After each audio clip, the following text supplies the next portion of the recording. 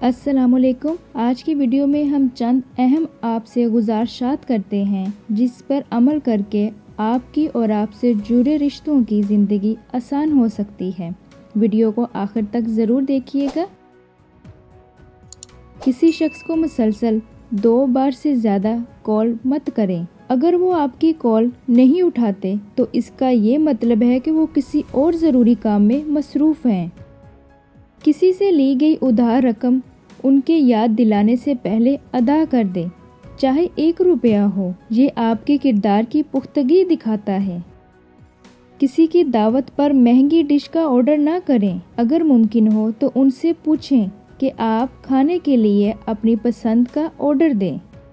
मुख्तलिफ सवालात किसी से मत पूछें, जैसा कि आप अभी तक शादीशुदा नहीं हैं, या आपके बच्चे नहीं हैं, या आपने घर अभी तक क्यों नहीं खरीदा। खुदा के लिए ये आपका मसला नहीं है। हमेशा अपने पीछे आने वाले शख्स के लिए दरवाज़ा खोलें। कोई फ़र्क नहीं पड़ता कि ये मर्द है या औरत। आपका कद लोगों के सामने किसी से अच्छी तरह से पेश आने से छोटा नहीं होता, बल्कि बढ़ता है। अगर आप किसी दोस्त के साथ टैक्सी ले लें और किराया वो अदा करता है तो आप अगली बार अदा करें। मुख्तलिफ सियासी नज़रियात का एहतराम करें और इस वजह से लोगों से नफ़रत ना करें। लोगों की बात ना काटें। जब कोई आपकी मदद करे तो आप उसका शुक्रिया अदा करते हुए जज़ाकल्लाह ज़रूर बोलें। किसी की तारीफ़ करनी हो तो लोगों के सामने करें और तनकीद सिर्फ तन्हाई में करें।